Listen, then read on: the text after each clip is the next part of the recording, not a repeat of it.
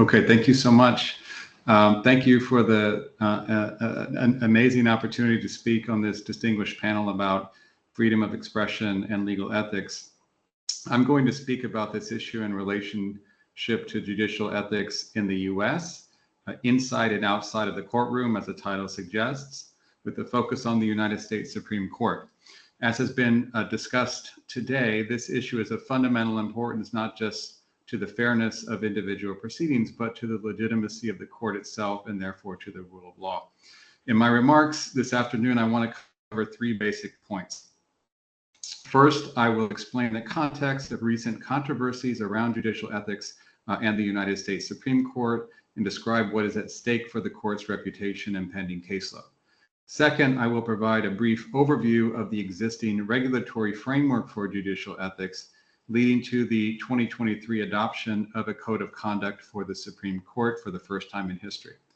Third, I will comment on why this code has not solved the problem of judicial legitimacy and how this affects perceptions of judicial independence as the US moves toward a democracy-defining presidential election in which the court could likely play a very critical role. So let me just begin with context.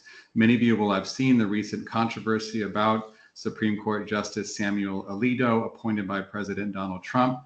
An upside-down American flag flew outside of his Virginia home after the 2020 election, a sign of solidarity for the so-called Stop the Steal campaign seeking to overturn the Biden victory.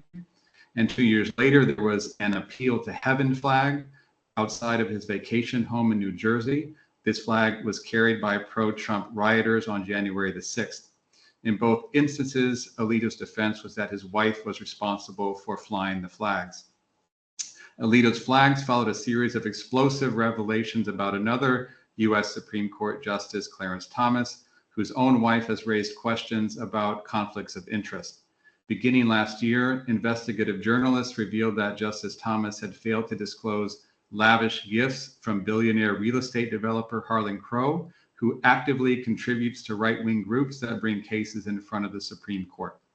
Since 2015, Thomas failed to report gifts of at least 38 destination vacations, 26 private jet flights, a variety of VIP sports passes, private resort stays, and a standing invitation for a private golf club. Harlan Crow, the billionaire real estate developer, reputedly made tuition payments for Thomas's grandnephew and purchased properties owned by Thomas's family, including the home where his mother continued to live, which received significant upgrades paid for by Crow. Until the story broke, Thomas had failed to report any of these gifts, although required to under federal law, saying that he was advised that they qualified as personal hospitality. Ethical concerns have also been raised about the political activities of Thomas's wife, Ginny, a longstanding conservative activist. In 2011, Thomas again failed to report hundreds of thousands of dollars of his wife's income from the Conservative Heritage Foundation, which he attributed as being due to a misunderstanding in the filing instructions.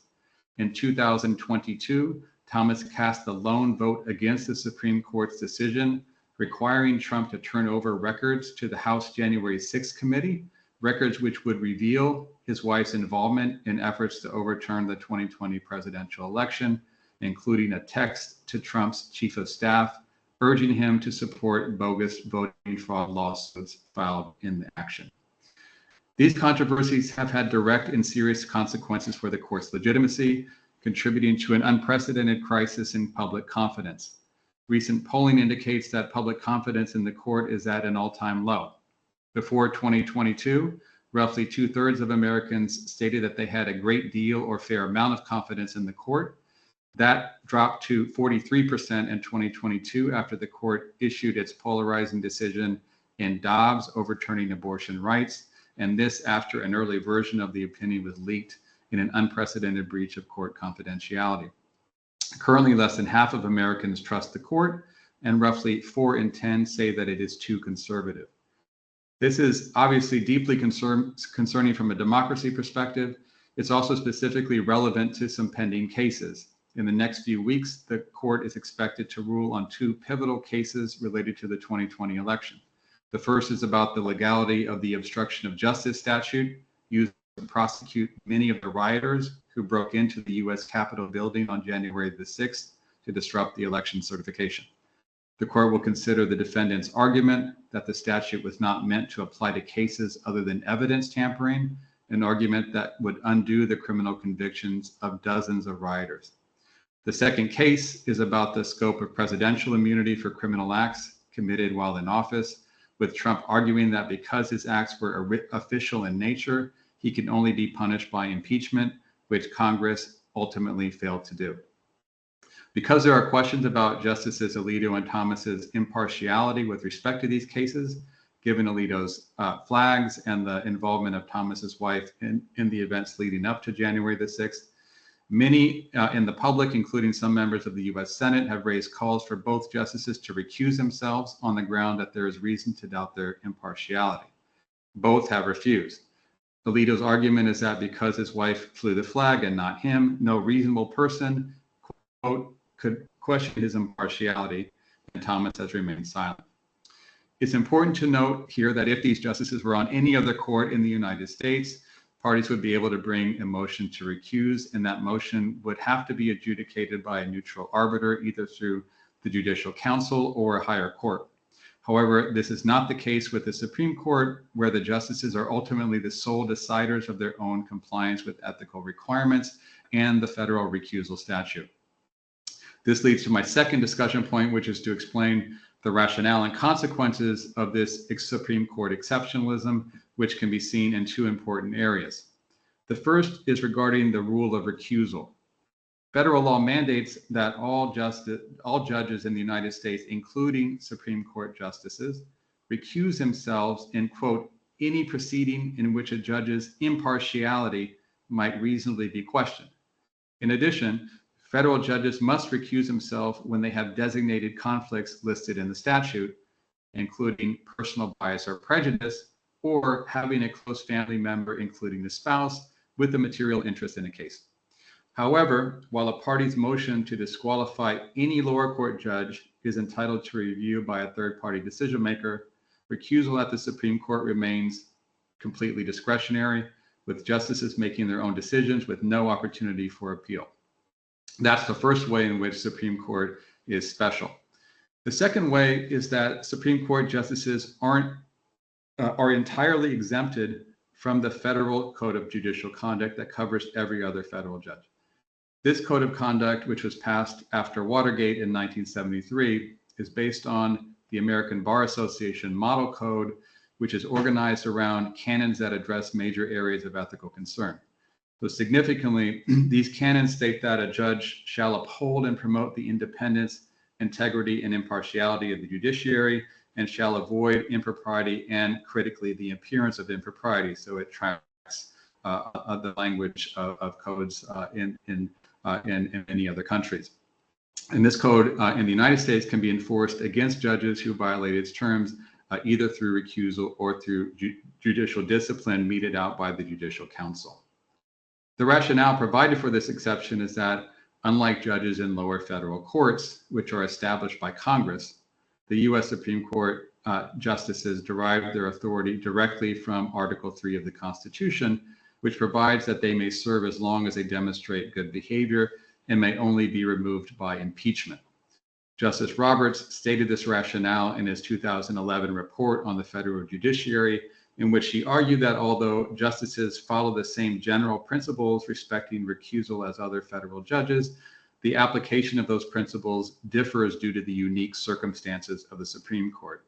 And these unique circumstances include the fact that there is no neutral arbiter of ethics disputes at the Supreme Court level, raising the undesirable situation, as Roberts put it, in which the court could affect the outcome of a case by selecting who among its members may participate, strategically using recusal essentially to politically decide cases.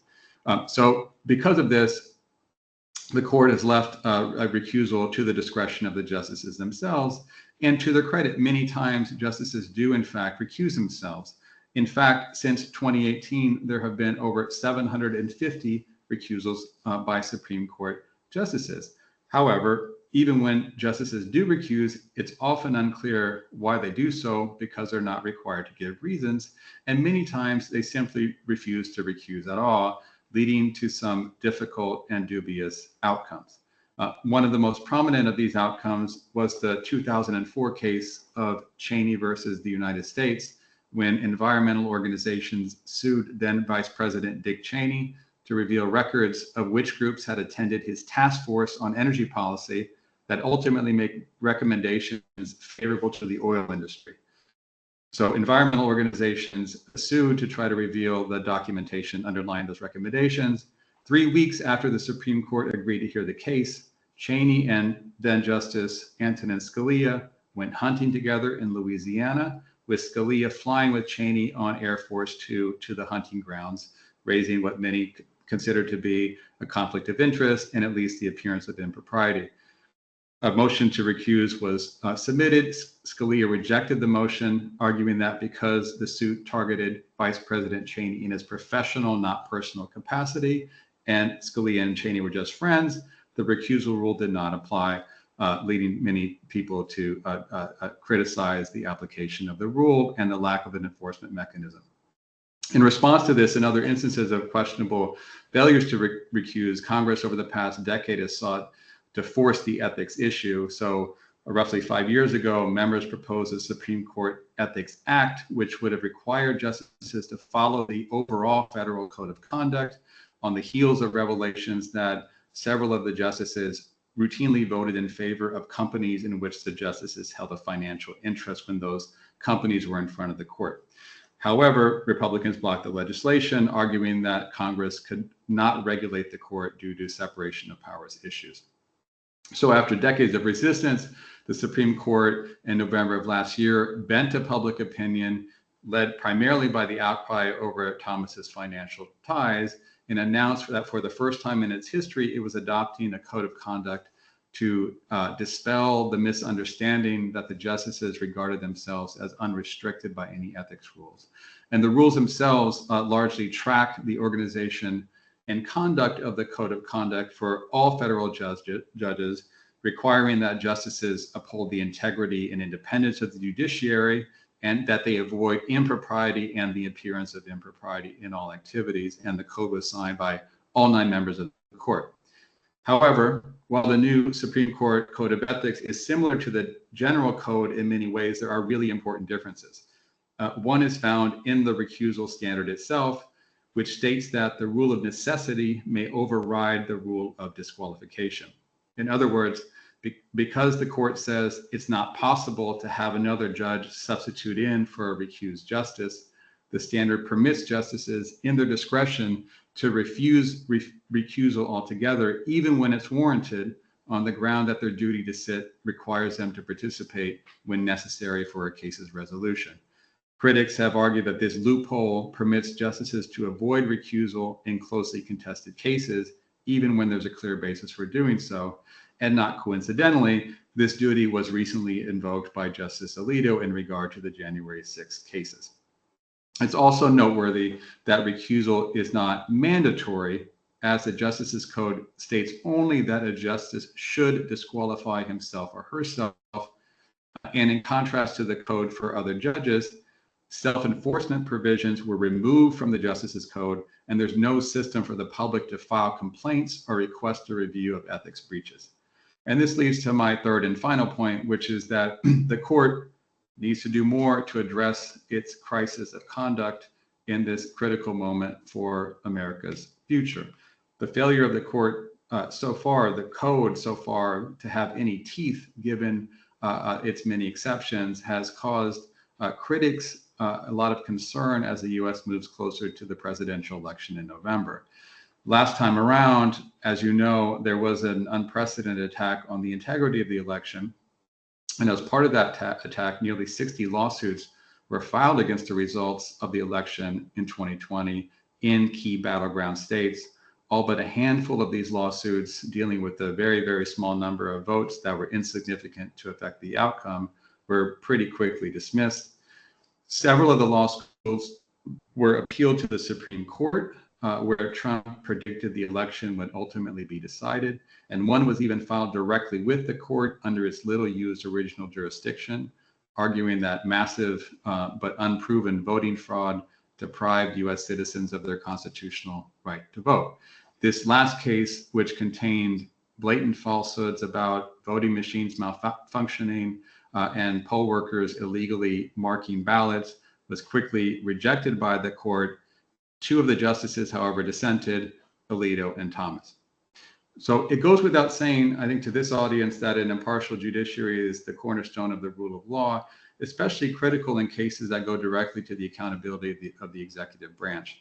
In such cases, justices are required to uphold the impartiality of the court and avoid even the appearance of impropriety, as the code clearly states.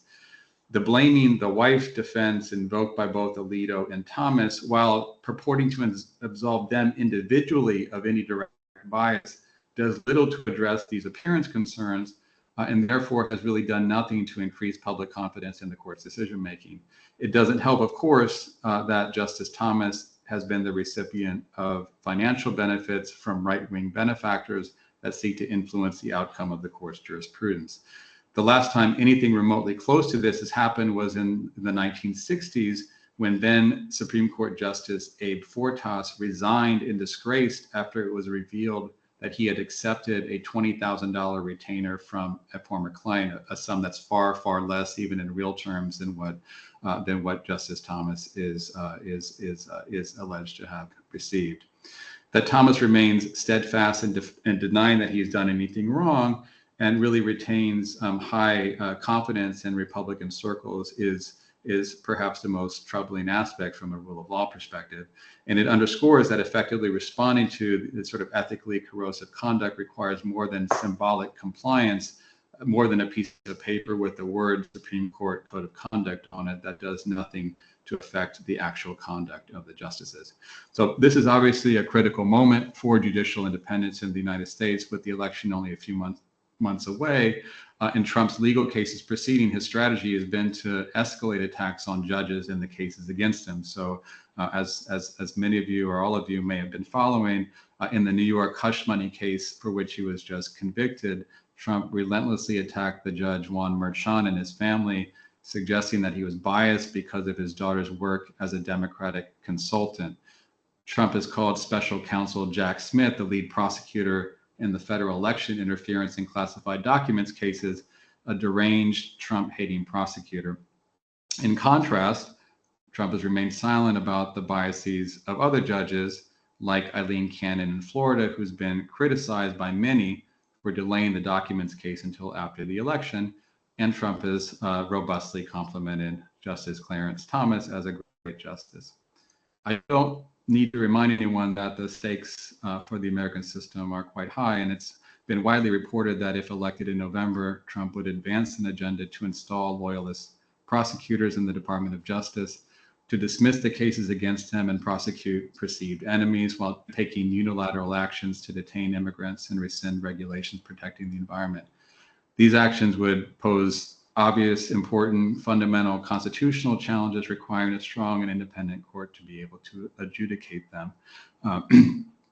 To be able to do this effectively requires that the court take proactive measures in policing the ethical conduct of its own members in order to increase public confidence in the outcome of its cases. If the most important lawyers in America, those that are empowered by the Constitution as the ultimate authority on the law's meaning, can't be entrusted to uphold core professional values, impartiality, and the respect for the rule of law, it's very hard to see how we can expect others to follow suit. So the importance of effectively responding to concerns about ethical conduct at the level of the Supreme Court, I think, is really one of the pivotal issues facing the country at this particular moment, and it's something that advocates for an effective rule of law are really focused on to try to make change. Thank you.